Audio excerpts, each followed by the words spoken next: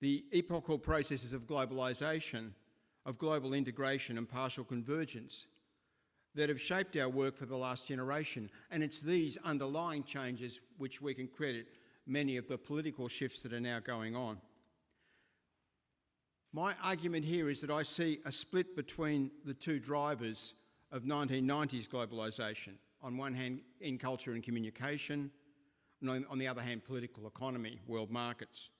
Now, these two drivers were never identical, but they coincided historically, and for a time, they helped to drive each other.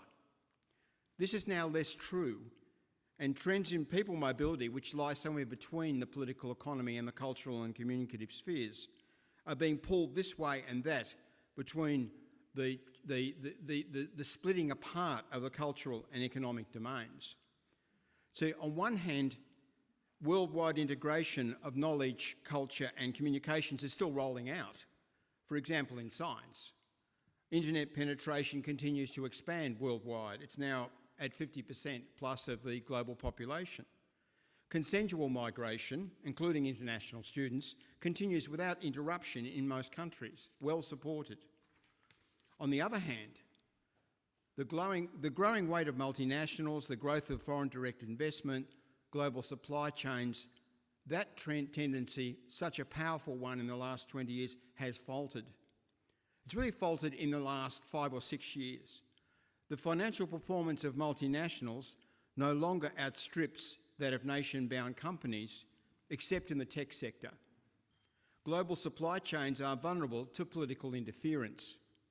There is little potential for further tax breaks. Smarter local companies can nuance local markets better than multinationals. The multinational share of total profit has dropped from 35 to 30% in the last decade.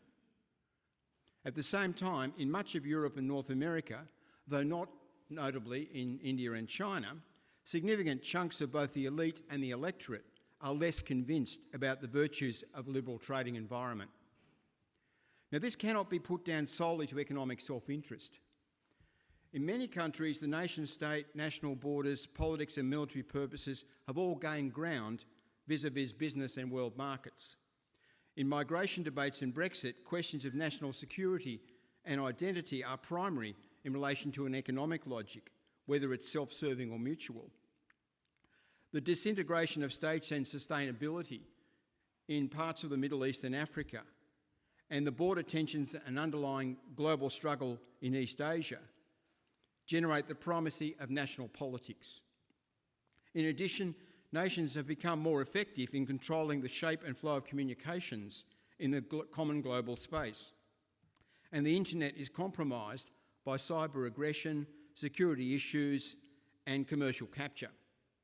Increasingly, parts of the political economy are now working against cultural globalisation. This is yet to really impact the higher education sector. But global identity and multilateralism are challenged by resurgent national identities and nativism, and that will spill out everywhere. In this setting, we're hard-pressed, I think, to maintain the free cross-border flows of students throughout the world. And while the internationalisation of research and related communications certainly are still continuing, they can no longer be taken for granted, and they might need additional safeguards and support. So I think we've got plenty to talk about, including how to move forward constructively amid a sharply different set of challenges. I'll now hand back to Laurie for him to chair us into the next session.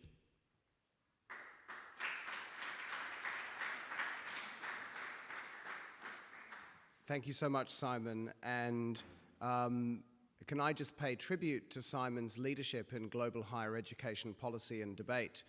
I had the great privilege of observing from afar Simon's contribution to the debate, and then I had the great privilege 2 years ago of joining the UCL Institute of Education's MBA in Higher Education Management, where I was able to see firsthand the incredible contribution that this great new centre is making to the global debate.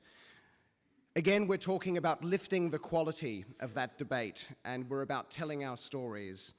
So it is worth noting that our symposium is being live broadcast today throughout the entire duration of our proceedings via our website, and also for social media, please use the hashtag FGHES. And we have Twitter handles for the Centre for Higher Education as well as UNSW, and we'd encourage you all to tweet away and tell the world about our discussions here today. Our first session this morning is a leaders panel, and we have three of the most influential higher education leaders from the UK and Australia to formally get us underway this morning. Consisting of three addresses, the objective is to introduce the strategic environment in which global research universities find themselves as it appears from the unique perspective of higher education leadership and higher education management. Our first speaker this morning is Professor Ian Jacobs, who is the President and Vice-Chancellor of UNSW Sydney. Professor Jacobs has been President at UNSW since February 2015. UNSW, located in Sydney, one of Australia's leading Group of 8 research intensives, and of course Ian is also the Deputy Chair of the Group of 8.